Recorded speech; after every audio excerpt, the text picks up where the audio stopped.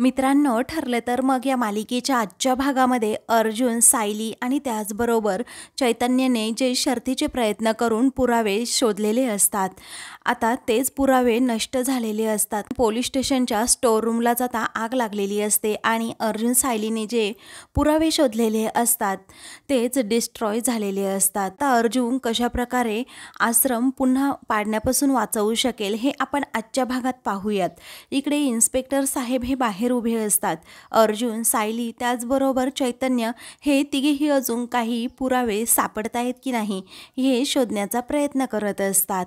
मग इकडे आता हवालदार इन्स्पेक्टर साहेबांजवळ येतात आणि म्हणतात अर्जुन सरांना दिलेला टाईम आता संपत आला आहे, कारण 3 वाजायला फक्त 5 मिनिटे राहिली आहेत. तेव्हा इन्स्पेक्टर साहेब म्हणतात, हो आता आपण आतमध्ये जाऊयात आणि अर्जुन सरांना तसं सांगूयात. तेव्हा ते तिघेही आता आतमध्ये जातात. अर्जुन मात्र त्या पुराव्यांजवळच उभा असतो आणि कसला तरी विचार करत असतो. इन्स्पेक्टर साहेब हे तेथे जातात आणि म्हणतात की अर्जुन सर, तुम्हाला दिलेला टाईम आता संपत आलाय, त्यामुळे तुम्हाला आता बाहेर जावं लागेल. अर्जुन म्हणतो, हो मला खात्री आहे त्याची.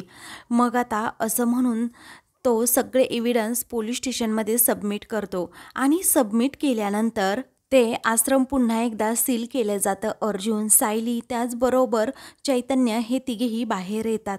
बाहेर आल्यानंतर आता सायली अर्जुनला म्हणते, अर्जुन सर, आपण जे काही हे पुरावे गोळा केले आहेत त्याचा काहीतरी उपयोग होईल ना?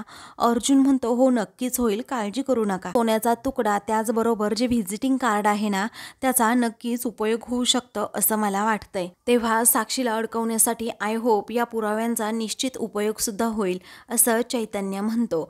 मग अर्जुन म्हणतो, कसं आहे ना, तिने कोर्टामध्ये जे स्टेटमेंट दिलं होतं ते म्हणजे ती एकदाच या आश्रमात आली होती, ते सुद्धा फक्त आश्रम विकत घेण्यासाठी. आश्रमात तर ती कधीही गेली नाही असं कोर्टामध्ये म्हणाली होती. ती फक्त गार्डन एरियामध्ये बाहेर उभी होती. आज आपल्याला ज्या काही वस्तू सापडल्या आहे त्या एकाशी जरी साक्षीचा संबंध निघाला तर आपल्याला सहज प्रूव्ह करता येईल की साक्षी इथे आली होती आणि ती आतमध्ये सुद्धा गेली होती. मग तिचं ते स्टेटमेंट सुद्धा चुकीचं ठरेल. इकडे आता आश्रम सील केलं जातं. दुसरीकडे महिपत आता हवालदाराला कॉल करतो आणि विचारतो, वात्सल्य आश्रमामधून काही पुरावे आले आहेत का तेथे?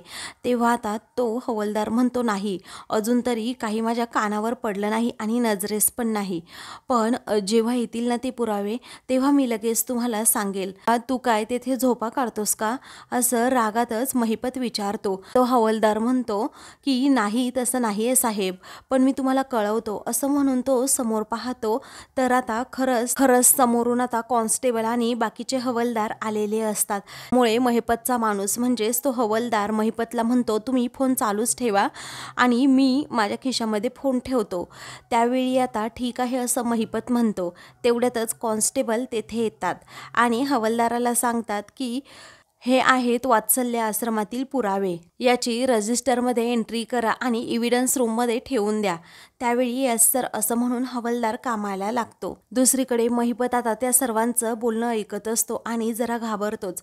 नक्की असे काय एव्हिडन्स मिळाले असतील याचा शोध त्याला घ्यायचा असतो. त्यानंतर कॉन्स्टेबल साहेबांना एक फोन येतो म्हणून ते जरा बाजूला जातात. तेव्हा भाबडे हवालदारच तेथे एकटे असतात आणि ते पुरावे घेऊन एव्हिडन्स रूममध्ये चाललेले असतात. त्याचवेळी आता जो महिपतचा माणूस असतो, जो हवालदार असतो, तो म्हणतो, थांबा भाबडे मी ठेवतो. त्यावेळी भाबडे म्हणतात की नको मी ठेवतोय. त्यावेळी आता तो महिपतचा माणूस म्हणजे तो हवालदार म्हणतो की नका, अहो तुम्ही कशाला त्रास करून घेताय, मी चाललोच आहे ना एव्हिडन्स रूममध्ये, तर ठेवतो मी, चालेल ना? मग हवालदार भाबडे म्हणतात, बरं ठीक आहे. एव्हिडन्स रूममध्ये गेल्यानंतर हवालदार आता महिपतला विचारतो, सर अहो तुम्हाला हे फोटो कसे पाठवू मी, आता नक्की काय एव्हिडन्स आहे?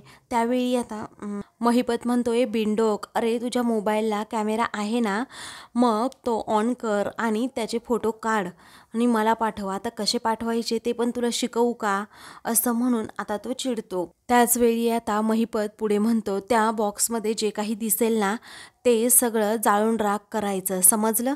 तेव्हा तो हवालदार आता खूप घाबरतो. पुढे महिपत म्हणतो, काहीच मागे ठेवायचं नाही, एक पुरावासुद्धा शिल्लक नाही राहिला पाहिजे. तेव्हा जाळून टाकायचं साहेब, पण हे पूर्णपणे कठीण आहे. हा हवालदार जरा घाबरतच म्हणतो.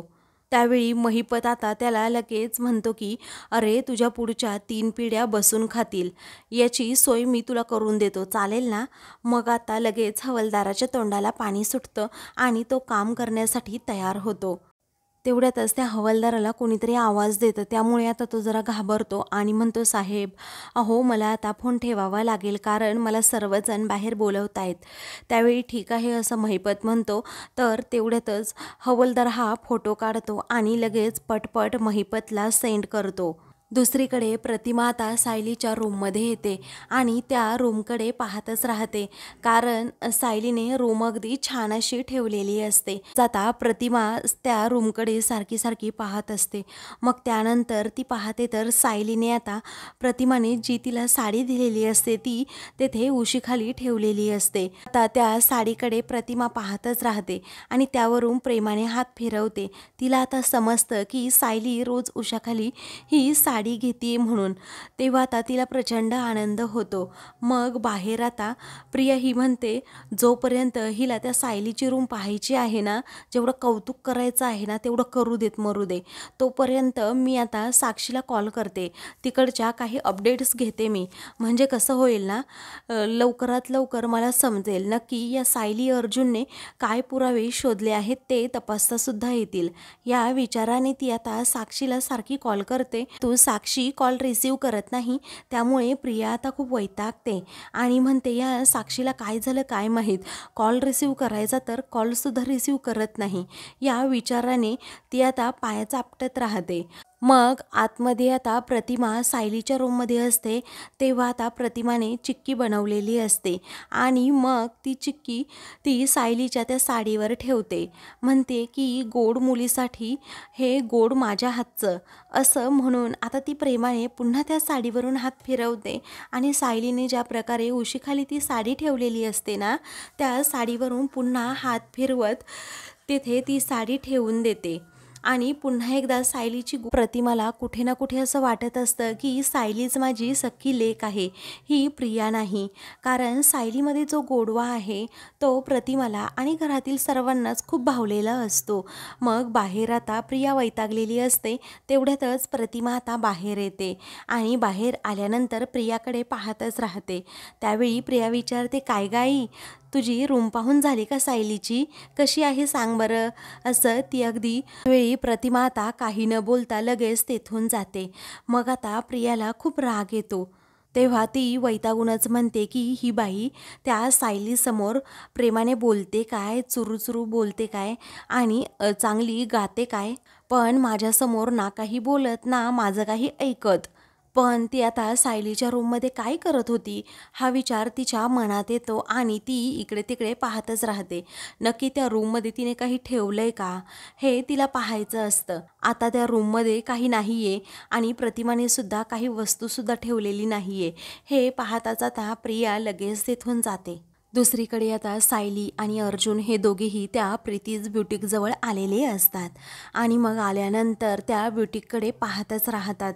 तेव्हा सायली म्हणते की आपण त्या पत्त्यावर पाहिल्याप्रमाणे, ज्या कार्डवर पाहिल्याप्रमाणे हे बुटीक खूपच महागडं दिसते.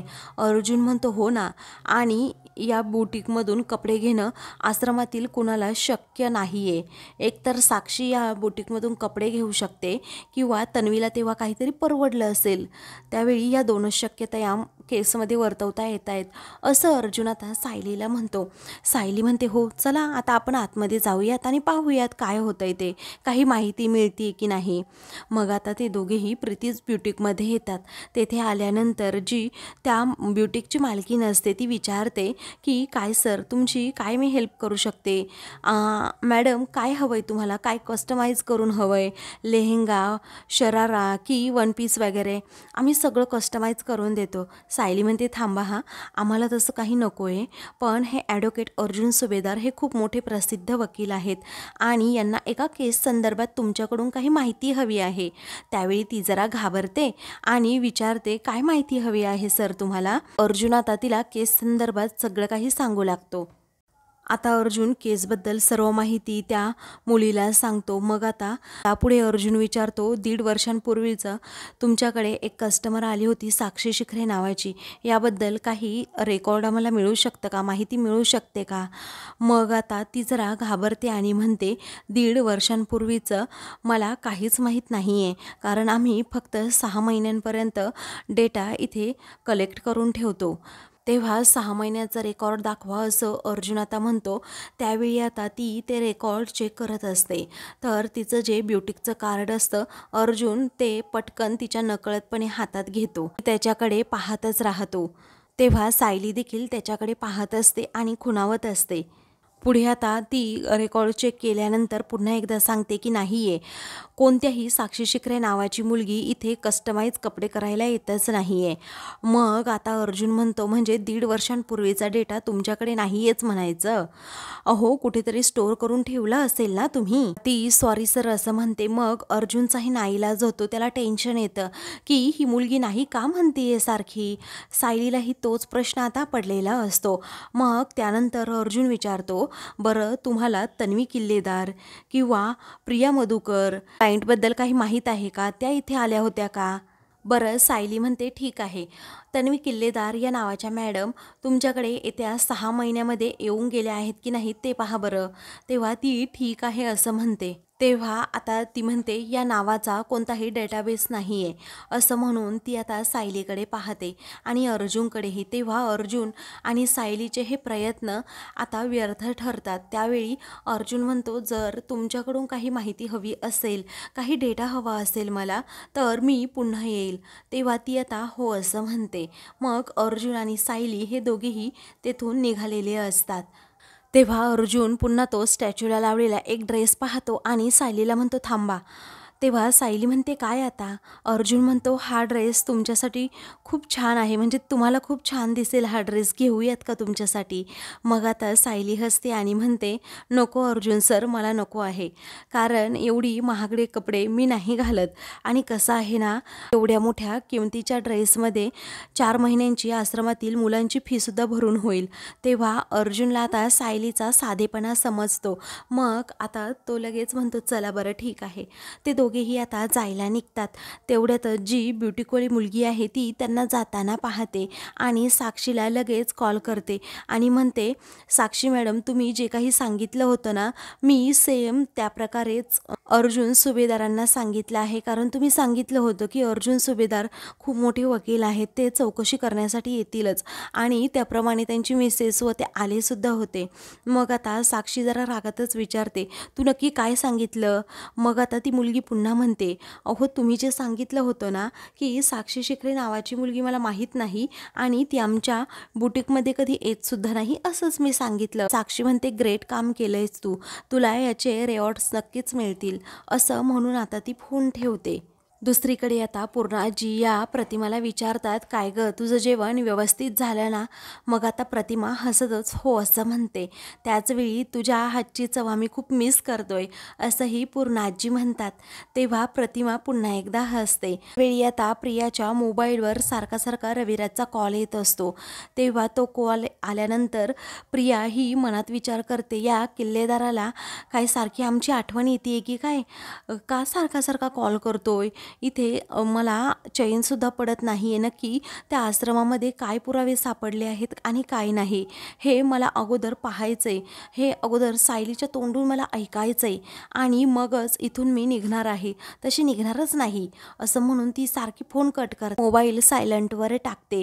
तेव्हा आता ती मुद्दामच प्रतिमाला म्हणते, आई अगं सायली आल्याशिवाय आपण जाऊयात नको हा, कारण सायलीची आणि तुझी भेट अजून व्हायची आहे ना. मग आता सर्वजण तिच्याकडे आश्चर्याने पाहतच राहतात. तिला एवढा सायलीबद्दल पुळका आलाच कसा. कल्पनाच्या मोबाईलवर आता रविराजचा फोन येतो. कल्पना म्हणते, रविराज भाऊजींचा फोन आलाय असं म्हणून ती तो कॉल रिसीव करते. कल्पना आता फोनवर बोलत असते आणि म्हणते की हो हो, मी तन्वीकडे देऊ का फोन? त्यावेळी रविराज म्हणतो, नको, त्यांना सांगा की लवकर घरी यायला. त्यावेळी कल्पना हो असं म्हणते आणि फोन ठेवते. फोन ठेवल्यानंतर बाबा काय म्हणाले असं प्रिया विचारते. तेव्हा कल्पना म्हणते की अगं तुमच्या दोघींना लवकरात लवकर घरी बोलवले, कारण त्यांना तुम्हा दोघींना कुठेतरी बाहेर घेऊन जायचंय आणि त्याचबरोबर डिनरसाठी सुद्धा तुम्ही बाहेर जाणार आहात. आता असं कल्पनाने सांगितल्यावरती प्रियाला जरा रागच येतो. ती मनात आता विचार करत असते, मला सायलीकडून ऐकायचं आहे नक्की तिकडे काय पुरावे सापडले आणि काय नाही, आणि या किल्लेदाराचा काय जीव चालला आहे. मग आता सायलीची आणि आईची अजून भेटसुद्धा झाली नाही आहे असं प्रिया आता म्हणत असते. कसं जायचं लगेच घरी बरं? प्रतिमालाच आश्चर्य वाटतं की ही एवढी सज्जन कधीपासून झाली आणि सायलीची व माझी भेट घडावी यासाठी आज ही काय एवढा प्रयत्न करत असेल. त्यामुळे संशयित नजरेने ती जरा प्रियाकडे पाहतच राहते. त्यावेळी कल्पना म्हणते की तन्वी बाळा तुम्हाला जावं लागेल ना. पण आता पूर्णाजी देखील म्हणतात, बाळा तन्वी बाबांचं मन असं मोडू नये, तुम्ही पुन्हा या, म्हणजे सायली तुम्हाला घरीच भेटेल. तेव्हा दिवसभर प्रतिमा आणि सायली या दोघीही गप्पा मारतील, चालेल ना. तेव्हा आता प्रियाचाही नाईलाज होतो. आता प्रिया जरा वैतागूनच म्हणते, पण मला सायलीला भेटल्याशिवाय नाही जाता येणार. त्यावेळी सर्वजण पुन्हा एकदा आश्चर्याने तिच्याकडे पाहू लागतात. मग आता प्रतिमा म्हणते, पूर्णाई बरं आम्ही निघू का? तेव्हा प्रियाची आता पूर्णपणे कोंडी होते, कारण प्रतिमा स्वतःच म्हटल्यामुळे तिचाही नाईलाज होतो. तेव्हा पूर्णाजी म्हणतात, हो बाळा तुम्ही निघा आता आणि सायलीला पुन्हा भेटता येईलच ना नंतर. तेव्हा ठीक आहे असं पूर्णाजीला आता प्रतिमा म्हणते. कल्पना म्हणते, अगं पण सायलीची आणि तुझी भेटच नाही झाली का आज? तेव्हा काही हरकत नाही, मी पुन्हा येईल ना भेटायला सायलीला, असं प्रतिमा आता स्वतः म्हणते. त्यामुळे आता पूर्णाजी आणि कल्पना म्हणतात, हो हो ये अगं बाळा, तुझंच घर आहे हे. तेव्हा प्रतिमा आता दोघींचाही निरोप घेऊन जायला निघते. आता प्रियाचाही नाईलाज होतो, मग तीसुद्धा आता प्रतिमाबरोबर जायला निघते. तेव्हा आता त्या दोघीही बाहेर त्या दोघींना सोडायला जात. प्रतिमा आणि प्रिया या दोघीही आता बाय असं म्हणतात आणि लगेच तेथून जातात. तेव्हा प्रतिमाला भेटून खूप छान वाटलं ग आज, असं आता पूर्णाजी म्हणतात. मग कल्पना म्हणते, खरंच प्रतिमा आज आली तर तुमचा चेहरा किती खुलला आहे हो. मग आता पूर्णाजी म्हणतात, हो माझी लेक भेटली ना, मला याचा आनंदच आहे. तेवढ्यातच आता सायली येते आणि अर्जुनसुद्धा तिच्या सोबत असतो. तेव्हा आई असं आवाज देत आता ती लगेच आतमध्ये येते आणि विचारते की प्रतिमा आत्या कुठे आहेत. मग आता प्रतिमा तर आत्ताच गेली अगं तुझ्या समोरच, तुम्हाला दिसली नाही का असं पूर्णाजी विचारतात. सायली म्हणते, नाही हो त्या दिसल्याच नाहीत. मग आता कल्पना म्हणते, तुमची चुकामुक झाली असं वाटतंय. सायली म्हणते, मी जाऊन येऊ का, पटकन बघून येऊ का? मग पूर्णाजी म्हणतात, नको. कल्पना विचारते, आश्रमात काय झालं ना ते अगोदर सांगा आम्हाला. तुमच्या चेहऱ्यावर एवढा मोठा आनंद दिसतोय म्हटल्यावर बातमी नक्कीच चांगली असणार आहे, बरोबर ना सायली अर्जुन? तेव्हा अर्जुन म्हणतो, हो मम्मा बातमी चांगलीच आहे. एक खूप छान पुरावा आम्हाला सापडलाय, पण त्याचा उपयोग कसा करायचा ना ते मी आता माझ्या परीने बघतोच. तेव्हा सायली म्हणते, मधुभाऊसुद्धा नक्कीच सुटतील. त्यावेळी कल्पना खूप एक्साईट असते आणि ती उत्साहातच विचारते, काय म्हणजे मधुभाऊ निर्दोष आहे याचे पुरावे तुम्हाला सापडलेत का? त्यावेळी पूर्णाजी म्हणतात, अगं हो हो किती तो उत्साह, अगं त्यांना अगोदर फ्रेश होऊ दे, मग ते सांगतील ना आपल्याला सगळं. त्यावेळी आता ठीक आहे असं कल्पना म्हणते. अर्जुन सायली दोघेही फ्रेश होण्यासाठी आता रूममध्ये जातात. तर दुसरीकडे प्रिया नुसती येरझऱ्या घरामध्ये घालत असते. तिला जाणून घ्यायचं असतं की वात्सल्य आश्रमामध्ये अर्जुन, सायली आणि चैतन्याला नक्की कोणते पुरावे सापडले आहेत ते. त्यावेळी आता ती त्याच विचारात असते. रविराज तेथे आता पेपर वाचत बसलेला असतो. तो विचारतो, तन्वी अगं बाहेर जेवायला जायचं आहे आपल्याला डिनरसाठी, आणि मी पहिल्यांदाच तू अशी मुलगी पाहिली आहे ना की एवढी विचारात पडली आहे बाहेर जेवायला जायचं म्हणून. त्यावेळी ती म्हणते, तसं नाही आहे बाबा, अहो काय झालं, सुभेदारांच्या इथे सुद्धा भरपूर जेवण झालं आणि मग पोट हलकं करण्यासाठी जरा चालतीये, बाकी काही नाही. तो म्हणतो, हो कर कर काहीही कर, म्हणून तो तिच्याकडे दुर्लक्ष करतो. त्याच वेळी प्रिया मनात विचार करते की मला तर तिथे नक्की काय घडलंय ना ते ऐकायचं होतं.